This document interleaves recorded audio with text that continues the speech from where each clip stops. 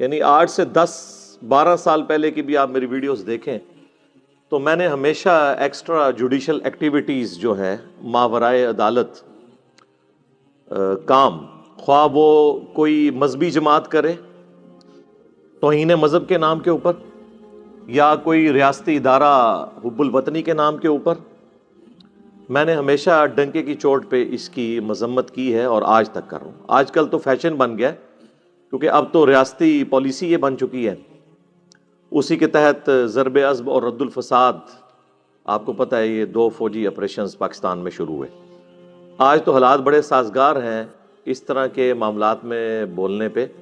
اس وقت جب کہ ہمارے ریاستی اداروں نے ان مذہبی جماعتوں کو، دہشت گرد تنظیموں کو گود لیا ہوا تھا امت کے اور پاکستان کے وسیع تر مفاد میں تو اس وقت بھی کہتا تھا کہ تواڈے گاٹے فٹ ہون گے، اور دیکھو پھر کیسے گاٹے فٹ ہوئے ہیں، ان لین دے ہی نہیں پہ ایک گاٹا لا کے لگتا ہے لوان کے، اللہ نہ کرے ایسا ہو۔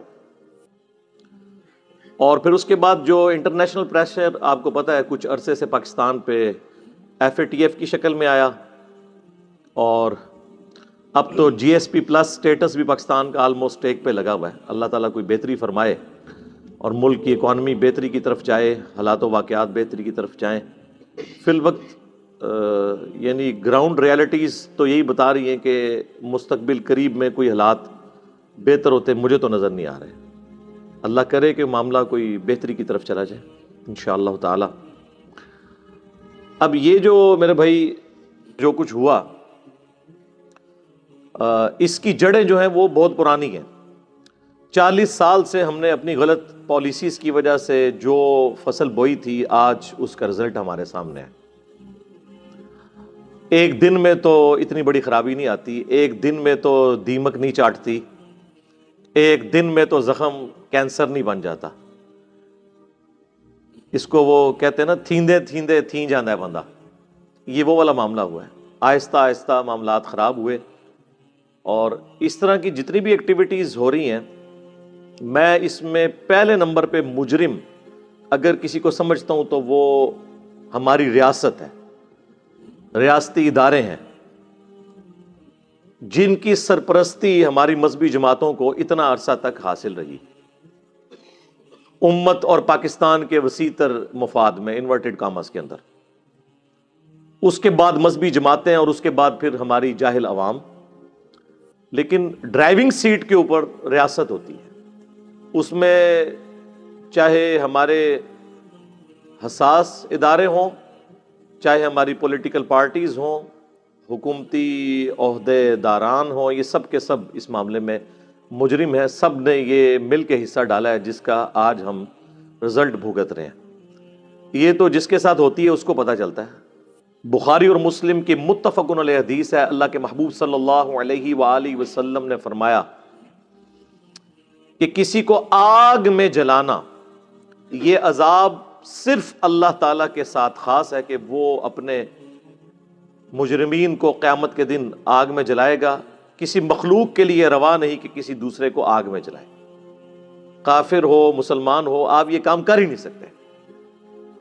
تم لوگ یہ سمجھ رہے ہو کہ ہم اس طرح کے معاملات کر کے تو ہم جنت میں چلے جائیں گے، اور ایسے مواقع پہ وہ لوگ آپ کو زیادہ تر بڑھ چڑھ کر آگے نظر آئیں گے جنہوں نے زندگی میں نماز بھی کبھی نہیں پڑھی ہوئی ہوگی۔ اس طرح کے کام کرنے میں، لوگوں کو قتل کرنے میں، املاک کو آگ لگانے میں، ATM مشینز لوٹنے میں، دنگا فساد کرنے میں، یہ سب سے آگے آپ کو نظر آئیں گے، کیونکہ ان کو پٹی یہ پڑھائی گئی ہے کہ یہ سب سے آسان ذریعہ جنت میں پہنچنے کا۔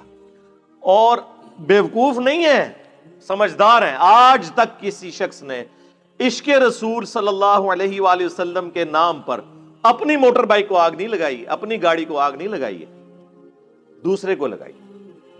لہٰذا آپ یہ بھی نہیں کہہ سکتے کہ کوئی بونگے ہیں، بہت سمجھدار ہیں۔ اور اس وقت ملک جس تباہی کے دہانے پہ پہنچ چکا ہے نا، میں سمجھتا ہوں کہ اگر اب بھی ہمارے بڑوں کو عقل نہ آئی تو یہ گلی گلی قتل و غارت ہوگا۔ ہمارے جو ریاستی اداروں کے بڑے ہیں، پولیٹیکل جماعتوں کے بڑے ہیں، انہوں نے تو زیادہ تر نے دوہری شہریت لی ہوئی ہے، دوسرے ملکوں میں انہوں نے بھاگ جانا ہوتا ہے ریٹائرمنٹ کے بعد۔ ہمیں پوری زندگی یہ لوگ حب الوطنی کے درس دیتے رہتے ہیں، نیشنلزم کے درس دیتے رہتے ہیں، پاکستان سے محبت، قومی ترانے یہ چلا چلا کے دماغ خراب کرتے رہتے ہیں، اور خود آپ دیکھ لیں یہ پرانے جتنے ڈکٹیٹر باہر گئے ہوئے ہیں، ہمیں آگ میں جھونک کے پرویز مشرف بھاگا ہوا ہے نا یہاں سے، دیکھ لیں۔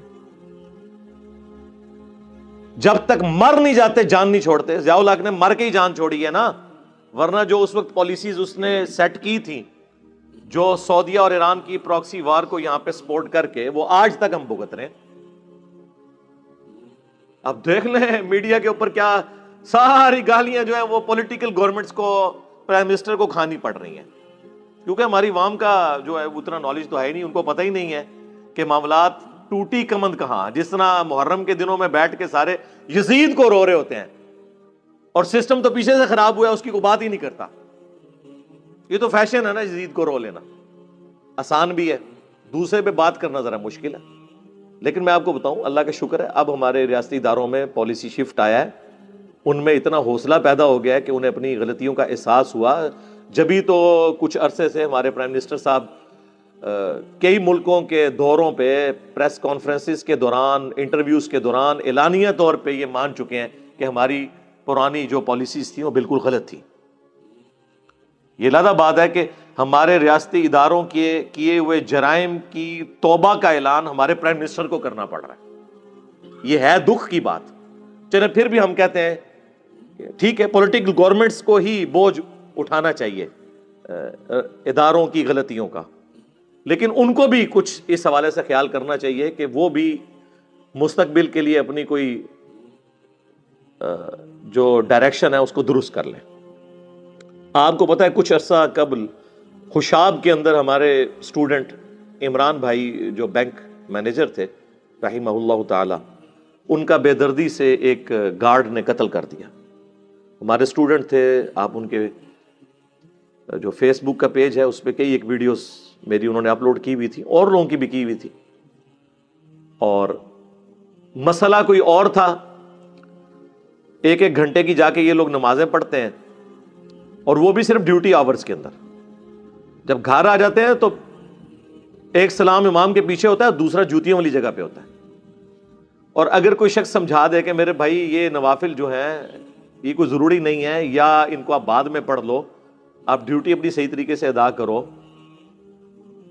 اس بات کا غصہ نکالنے کے لیے اس کی پلی لی جائے، اور پلس اس کو توہین مذہب کا نام دے کر کہ جی یہ تو انبیاء کا گستاخ ہو گیا۔ یہ بھی ہم اپنی طرف سے طے کر لیتے ہیں کہ کون سی چیز جو ہے وہ انبیاء کی گستاخی ہے۔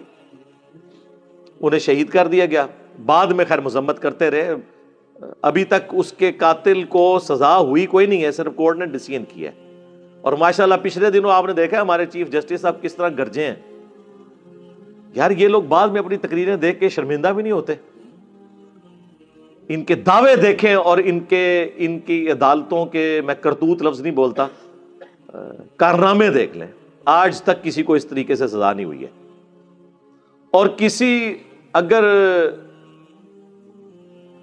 جو کوئی مجبور شخص جس کے اوپر اس طرح کا توہین مذہب کا الزام لگا، اس کو اگر عدالتوں نے چھوڑ بھی دیا شواہد ناکافی ہونے کی وجہ سے یا جھوٹا الزام ہونے کی وجہ سے، عوام نہیں اسے چھوڑتی، وہ عدالت سے بری ہوتا ہے۔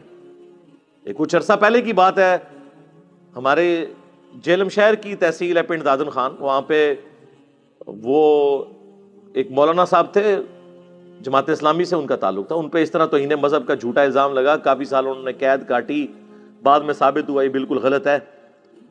بیچارے وہ پہلا جمعہ پڑھانے آئے ہیں تو وہ باہر نکلے ہیں تو ان کو شہید کر دیا گیا گولیوں کی، اور ان کے ساتھ بیٹا بھی شہید ہو گیا۔ یعنی وہ عدالتیں چھوڑ بھی دیں، عوام نہیں چھوڑتی، تربیت ہی ایسی ہوئی ہوئی ہے، عوام کو کون سمجھائے جی؟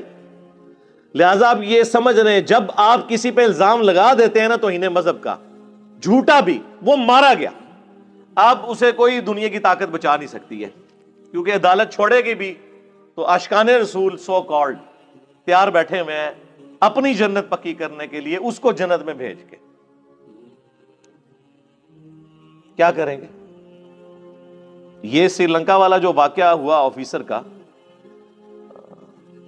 سیالکوٹ میں کہہ لیں یا وہ اس روڈ کے اوپر وزیر آباد والی، اور شروع کہاں سے ہوا ہے؟ وہ ایک سٹیکر کی بنیاد بنائی گئی ہے. یار سٹیکر کو ہٹا دینا یا پھاڑ دینا یہ نبی علیہ السلام کی گستاخی کیسے ہو گئی؟ ورنہ یہ سارے مولوی مجھ سے پکی لے لیں، میں آپ کو اس پلیٹ فارم سے چیلنج کر رہا ہوں، سارے مولویوں کو جو یہ سمجھتے ہیں نا کہ کسی کا سٹیکر اتارنا یہ توہین مذہب ہے، تو میں آپ کو بتاتا ہوں کہ آپ کسی بریلوی کی مسجد کے باہر جا کر دیوبندی یا اہل حدیث کا پوسٹر لگائیں کہ فلاں اہل حدیث مسجد میں یا اللہ مدد کانفرنس ہوگی، وہ پھاڑنا دیں، آپ مجھے آگے پکڑ لیں. وہ کہیں گے اس کا مطلب یہ ہے کہ ہمارے باپوں کے خلاف بات ہوگی. یہاں پہ آپ کسی اہل حدیث کی مسجد کے باہر جا کے پوسٹر لگا دیں لبیک یا رسول اللہ کا صلی اللہ علیہ وآلہ وسلم، وہ پھاڑنا نہ دے، آپ مجھے پکڑیے.